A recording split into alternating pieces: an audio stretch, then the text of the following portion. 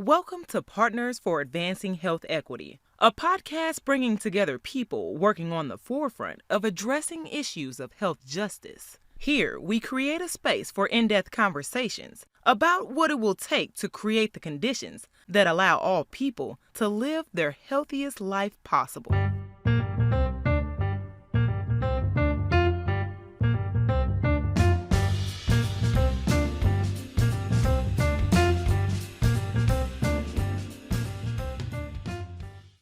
This is part one of 2 episodes discussing the Healthy Neighborhoods Study, where we speak to the team working on this multidisciplinary, multi-site participatory action research project, or PAR.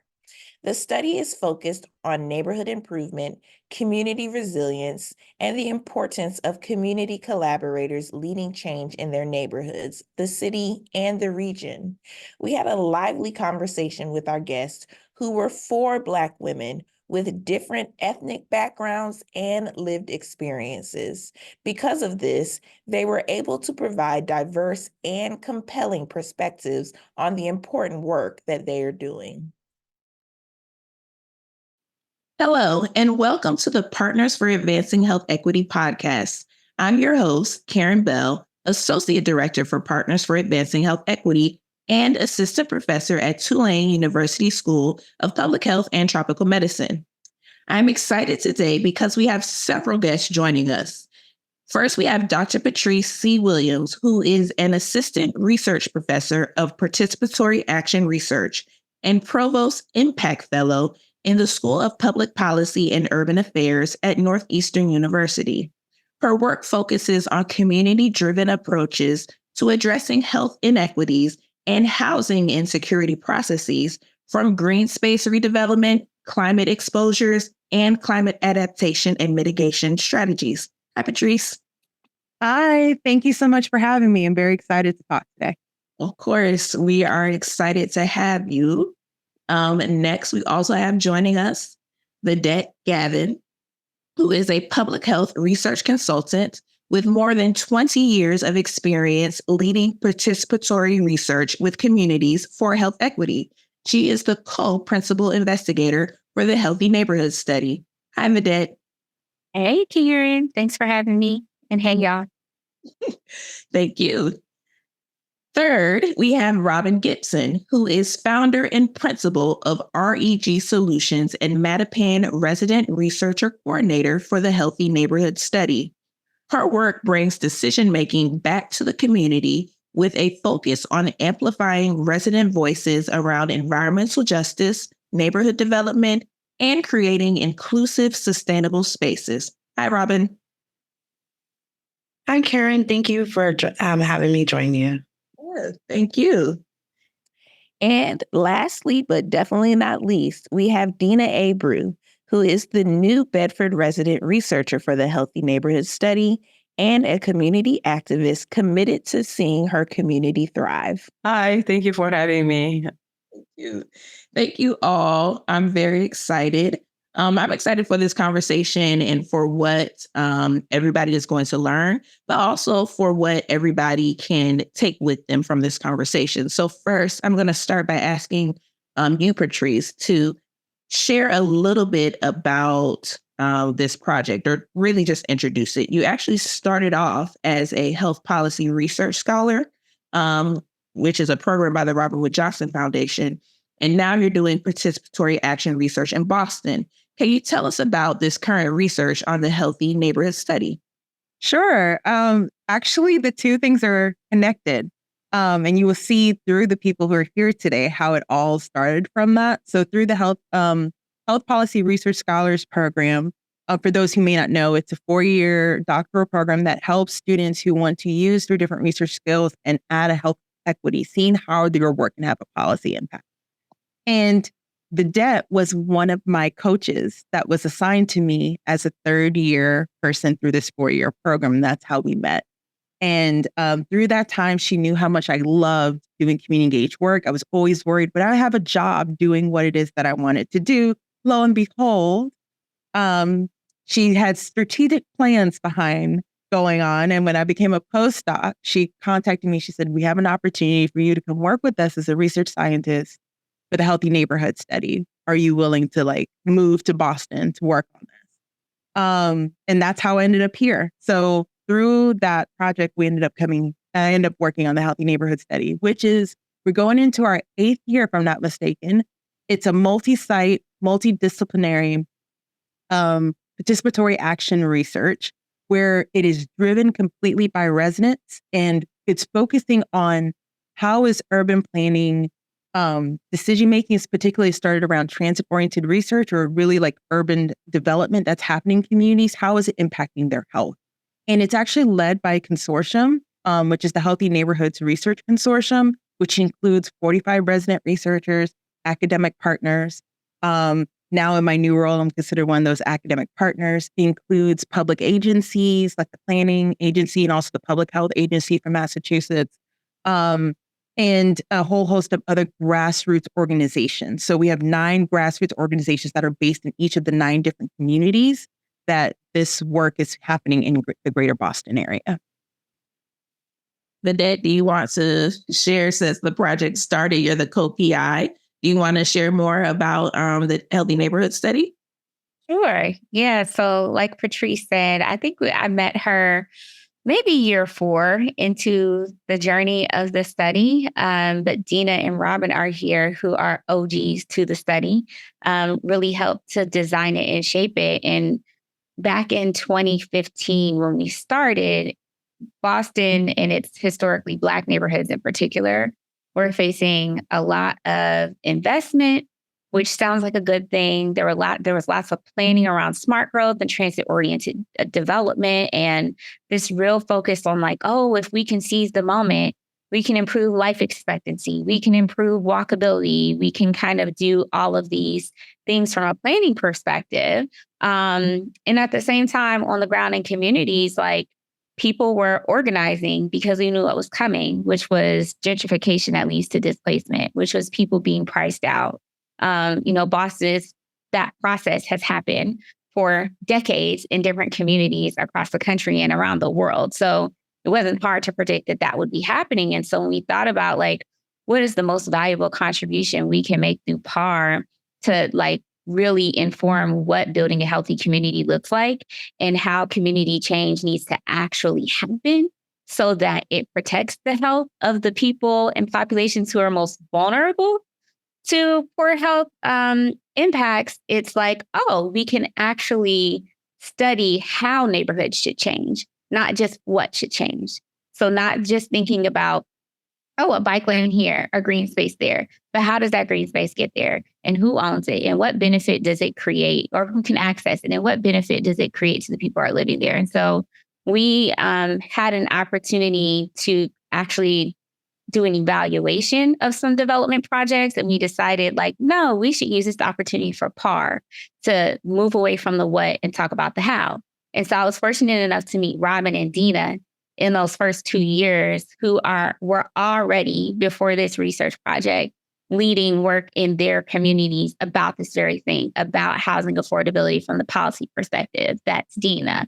Around green space and food access and community power and minority leadership. That's Robin. So, and they're just examples of the powerful resident researchers and advocates who were already doing this work, who said, oh, if we get a chance to drive the research agenda, these are the questions that we'll ask that are most useful to us. So that's what HNS is really about. It's taking the questions and the information that matter most to the frontline advocates who were already leading this work and using this research opportunity to fuel their advocacy and build their power. Vedette, you basically set me up to talk to Dina and Robin, so I appreciate I felt that. Dina, share with us, right, how you came to this work, what you were doing even before the Healthy Neighborhood Study, and then how it has extended into this project. And it was funny when she was speaking, I'm like, okay, this is a conversation, so we can carry that on. When 2015, when I was approached from one of my colleagues that we took the Southern Leadership South Coast class. She's like, Dina, you'll be perfect for this. I'm like, I have my professional job, how I'm gonna do this. But as you mentioned, the community, and I'm someone that is very attached to my community. I love my community. I'm like, you know what? I'll use my sport time. So as I'm starting using my sport time, I met with that in the process. And if you meet with that, you'll be like, okay, I'm not living because I need to learn more from her. I need to pick her brain all the time. So I went with the flow. I knew there was a payment there, but my thing was like kind of labor of love because we live in a neighborhood that has been promised so much. And when I started that, I remember a lady told me, you look into this to have on your resume. And just you know that you guys come to our neighborhood and you promise a lot and you take off. I'm like, oh no, I'm not leaving. So I'm saying, so I'm not gonna hear that from my neighbors. By saying that is, as Vedette, I could not say that better than Vedette. We see the neighborhoods that's trying to thrive, and they cannot. The system is settled already. The system is already the way it is. The resource is there, but for some of the community or some other people that have like especially language barrier, you don't find that on your language, and then you might search it, but you won't find it because you don't understand the lawyer's word that they have there. And per se, since I start 2015, I am planning to stay longer than I am here as long as this project is going on, because I'm not only learning, but I'm delivering that to my community. And that's my purpose. If Robin can touch base on that, that'd be great. So Vedette, as Dina stated, Vedette is someone who, when you meet her, you instantly understand this is what I've been missing in my work. This is like the piece that I've been missing in even the community work, but also in my background as nonprofits. And doing that work, even before I met Vedette, I had struggled a lot with the whole dichotomy of a lot of outsiders coming in, because I was raised in a community in Mattapan that is predominantly Black and has had its challenges and obstacles because of low investment and being underserved and racism in our policies for decades. But while growing up as an adult, seeing like the assets and the resources and the amazing people doing that work right in my community. And I wanted to be able to continue to do that work and not do it in a way where it talks about our community as a deficit, but in a way that really empowers and gives agency to us, because growing up and having my neighbors, there are so many things that we want to do and things that we want to see in our community and neighborhood. So being able to come from there and then just hear about this study. I started in 2016. I had originally had been doing community work under a different grant where it was empowering community members. And someone told me, actually, it was Yusuf Ali, who was originally a part of the study, and he had also saw the community work I had done. And he said, do you want to do more research around the green spaces, which is a lot of the work that I had been doing. And then meeting Vedette and being able to dive into research and data and engagement from the beginning, it was the key part of what I had seen was missing in all of the work, but also all the solutions with what was happening within my neighborhood. And just to echo that, Robin, as you say that, it makes me think that, I came from Cape Verde, Cabo Verde Islands, right? And I get here in America and I educate myself to make sure I'll be connected so I can understand my kids in school. This is where my adult life is. So I need to learn it. And I got very connected. Learning what H&S do, it's not they do their thing, but they listen to us as a researcher. They ask us questions. What do you think your community need? What do you think we should put on this survey? What's the question should we go? So it's very important for us to know that anytime that you're implementing something, it's not about you. It's not about your organization. It's about people. It's about your community because you're doing that for people.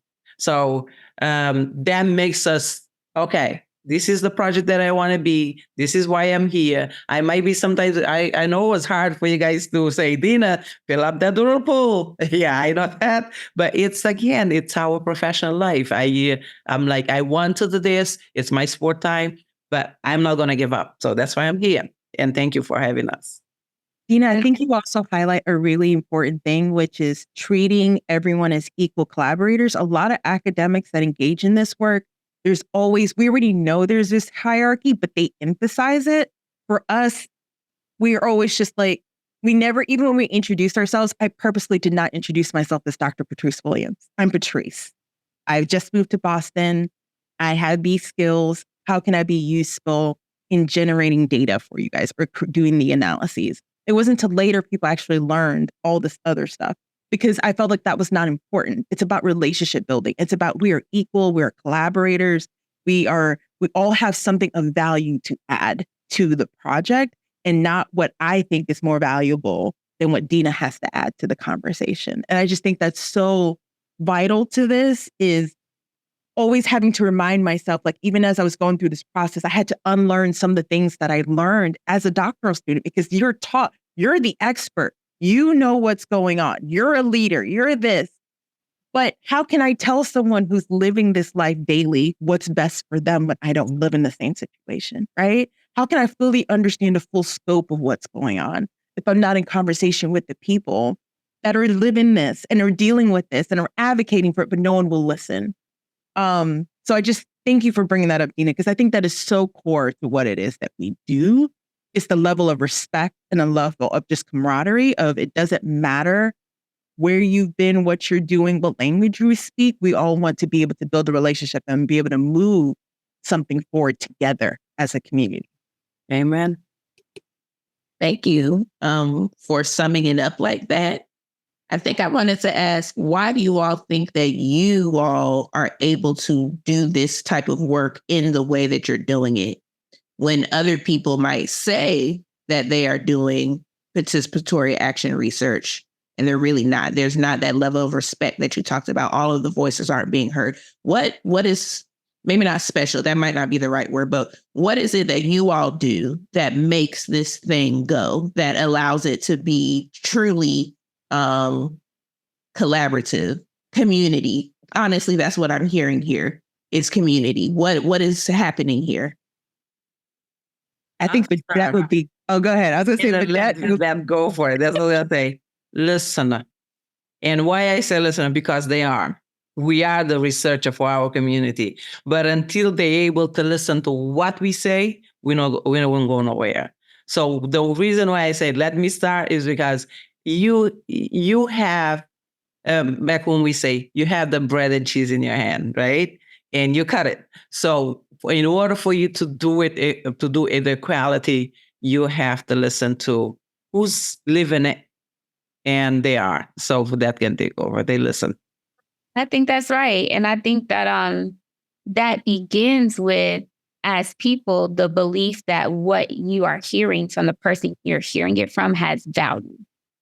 And that's like when Robin talks about, I'm from Mattapan. I know who's in Mattapan. Her mother is a brilliant educator. We have civil rights leaders, entrepreneurs. There is a structural narrative around communities that have been systematically harmed, that it is because of the people. And it's not because of the people. People are brilliant. And I think sometimes when you learn it in the classroom and you just hear the word lived experience and residents are experts, but you don't know that as a person. You don't actually believe that there's something for me to learn while I sit down and play chess with this man at the rec center. You don't actually believe that, oh, if I want to understand like how to help my child be a better reader, I could go ask the woman down the street who raised 8 children. Like when you don't believe that about people in communities where they are, you can't listen to Dina. But when you believe it, and I think that's something we all have in common. No one calls to question, well, is that right?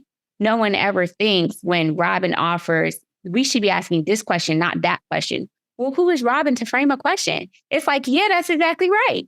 Because it's a fundamental belief. And I think a lot of times in PAR, people don't come to it from the perspective of beliefs and values.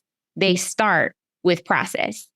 And that's not why we started. We started with a belief that there's a more meaningful question we could be asking here, and that this research could be in service of something different other than a dashboard of indicators. It could actually be in service of liberation and the people whose lives are going to be most directly impacted by all this development. I think like one thing we don't talk about is what do we commonly believe about each other? And what do we commonly believe about the power of co-created knowledge? Like I grew up in an organizing family. So when we used to say when I was younger, all power to the people and knowledge is power. Well, then research by the people is power. Like when you got that in your bones, you create something different with other people who also believe that. I think that's beautiful, Vedette. What I was also thinking is that what makes us different is that not only do you all and we all listen, but being able to work, especially with like Black and Brown communities throughout Massachusetts. I have now known Dina for years, and I know who she is as a leader and the work that she's done. I don't know many people from New Bedford, and so being able to have that shared knowledge and information, but also relationships so that you can look and see what's going on in your community, but also see the patterns, see why it's going on in other communities. Know that it's not just about maybe what sometimes the media and people think in terms of why a community is devastated or why they're going through trauma. It's not just because, oh, this is that community and that's just how they are. It's because of a lot of systems that have made it so that people can't see those connections in other communities and take action. And so I think a part of why this works is because, as Vedette said, we're building relationships. It's not just about papers or getting your name out there. It's not just about trying to get to that, ivory tower. It's really about working in real time with real people about making changes. And so that's really powerful. And this team, Vedette, Patrice, Dina, and everyone else, we really work intentionally together. I think we work well together and we have a lot of fun and we love to bounce ideas off of one another. And I love that. But we also challenge one another. We're intentional about our time and about what we bring to the table and how we can really contribute. I also want to add that we're a family. I know we're a community, but we're also a family. Karen, when I say like when we come together and do things, everybody's hugging. No, it's your Dina brings her grandchildren. We see all like we got babies, we got everyone's there. It's like we literally just had in the fall our homecoming, right? But it's like a family reunion every time we get together because we don't just talk about research, we care about people, right? So it's like I care about you. What you're going through. How can I help? How can we be connected? Like people don't just come into this or stay in this just because of the research, right? We become like a part of each other's family. Another thing is we can't expect community members to show up for us if we don't show up for them, right? So I'll never forget, Dina had, what was it? For example, the president for Cape Bird was coming to Massachusetts, right? Yes, having a gala. We had an event. We had a H&S event earlier that day and knew that Dina had to be at this event because she was help organizing it. She showed up. I think she showed up, or she showed up the night before or something like that. Was there for a few hours. But you know what we did? We then traveled that night to be there and support her at that gallery event. because it was important to be there for her in this moment where we're get to be a part of something that's important for her in her community, right? It's like we have to show up for each other. It's not this one-dimensional thing, right? And it was just amazing to be there, right? To see what are the opportunity would I see the president of Cape Verde, right? And it happened to be in Massachusetts. It was really cool. But that's another part. We are a family, and yes, like Bedette said, we fight too. We don't always just get along. Like Robin said, we challenge each other, right? And understanding that we don't always get along, but it's even in those moments of tension, working through them intentionally to get to the other side and not just walking away because we're not getting along. Just to echo, right? You, Patricia and Vedette reach out to me and say, oh, there is this podcast. We would like you to be there. I'm like, my schedule is crazy, but I'm going to do my possible. And praying, of course, I'm a very spiritual person. Faith, I'm like, guess what? I might not be in New Bedford. And on Thursday, I'm going to be at work, not going to be able to do it. I'm home. It's happening. So this is like, I was like, the part of me was like scared to let them down. And they approached me. So what should I do? The first one, I took half of the day off. I'm like, okay, that's cool. So I'm going to make it. I'm going to be concentrated. This is just to let you know exactly what Patricia and Vedette and Robin have said, just to reinforce we are family. My kid's been there. My daughter, she's 15 now. She has a photo with Vedette. Then she was like this little. Now I have grandkids. It's a family relationship that we have because we know, they said, we disagree to agree because not everyone have the same experience. Not everyone have the same lead. I'm not a doctor. I don't have a doctor degree. I don't have a master degree, but I'm learning from a doctor's degrees and a master degree people, right? So I'm there, I'm connected, and we deliver the same message to our community. We see the same problem that all the gateway cities, especially gateway city around here are suffering.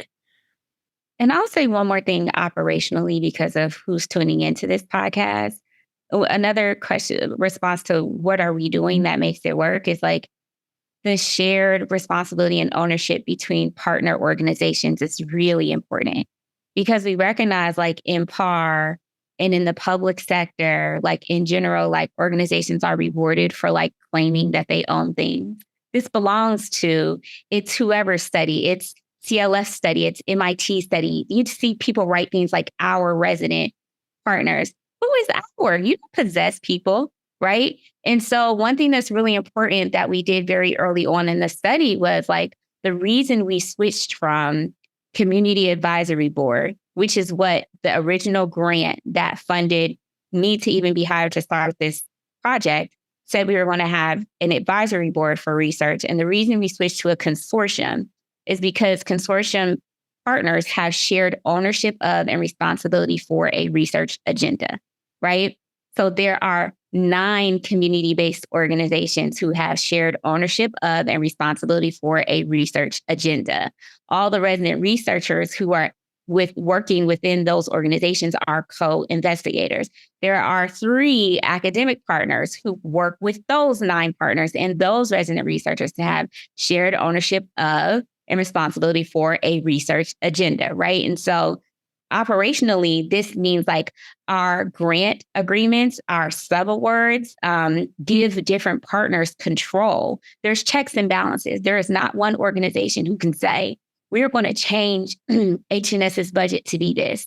Or when one organization says, for example, if we get a research grant in through MIT, academic institutions have a way higher overhead rate, right? So the consortium may decide, well, because we want this project to really be focused on turning dollars in communities, we want this other organization to be the lead applicant for that grant so that we're not giving away 59% in overhead, right? People in the consortium having partners operationally with different structures, we work together to get around our own bureaucracy, around our budget limitations, around things like who can be the grants where they won't allow a resident to be named as a co-investigator, stuff like that, right? We use our organizational strengths to get around some of these things. We even had to shift to an external IRB because an academic IRB would not allow residents to be co-investigators sometimes, right? So there are things that we have to do that enable this type of shared leadership, family, ownership, camaraderie, even like choosing to meet. Organizations have to be open to having different on-site protocols to accommodate all 9 communities coming together, So there's just a lot of different things operationally that are structured in a partnership of organizations versus led by one organization really helps us do. So I just wanted to share that with folks who are listening. I just wanted to pause here and express my appreciation personally as someone, have this little PhD or a professor at these ivory towers. But what you all are describing is what is really required for the changes that some of these public health, healthcare organizations give lip service to. And so I really appreciate you all forefronting not the what, but the how of doing this type of work. And I think the things that you all are describing, like you said, are things that you don't learn in the classroom. They are learned through experience, but also through having like an orientation toward people, toward community, toward respect. So I really appreciate us talking about that first as the most important thing.